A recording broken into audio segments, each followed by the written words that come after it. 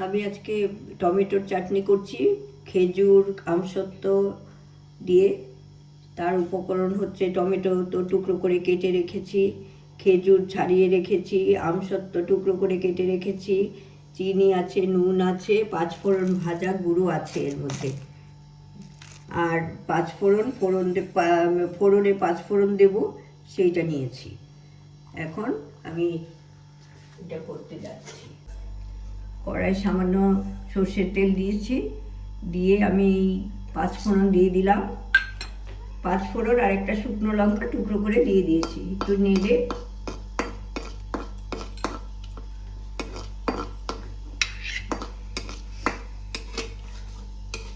একটু সুগন্ধ বেরোলে আমি টুকরো করা টমেটোগুলো দিয়ে দিই।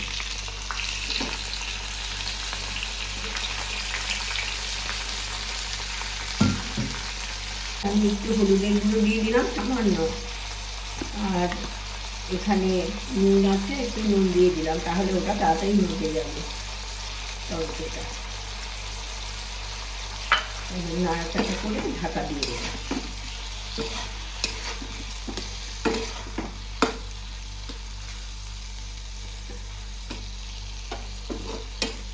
এখন অনেকটা সিদ্ধ হয়েছে, কিশমিশ দিয়ে দিলাম আর খেজুরও দিয়ে দিলাম। এখন টুকরো করা খেজুরগুলো দিয়ে দিয়েছি।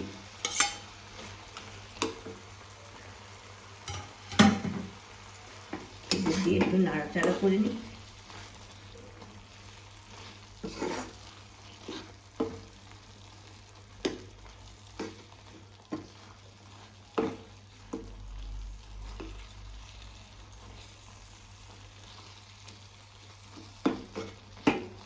একটু ঢাকা দিয়ে রেখে দিচ্ছি। এবার আমি চিনিটা দিয়ে দিচ্ছি। চিনিটা স্বাদ মতো দেবে।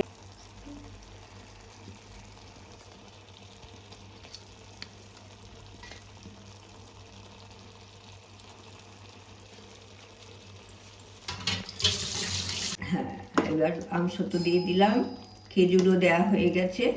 এবার একটু ঢাকা দিয়ে রাখবো, তারপরে সে কমপ্লিট হলে আবার ভাজা মশলা দিয়ে আপনাদের দেখাবো। হ্যাঁ, এটা টমেটোটা গলে গেছে, খেজুর নরম হয়েছে, এইসব দিয়ে এটা ঠিক হয়ে গেছে। এখন আমি এই পাঁচফোড়ন ভাজা গুঁড়োটা ছড়িয়ে দেব, মিশিয়ে নিয়ে নামিয়ে নেব।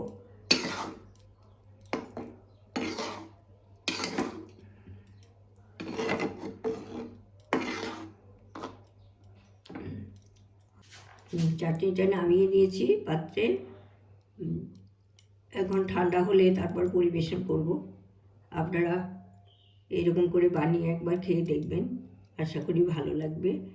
আপনারা আমার সাথে আমার ভিডিও দেখার জন্য আপনাদের অসংখ্য ধন্যবাদ। আর আপনারা লাইক করবেন, সাবস্ক্রাইব করবেন, আমার সঙ্গে থাকবেন, আমাকে সাপোর্ট করবেন।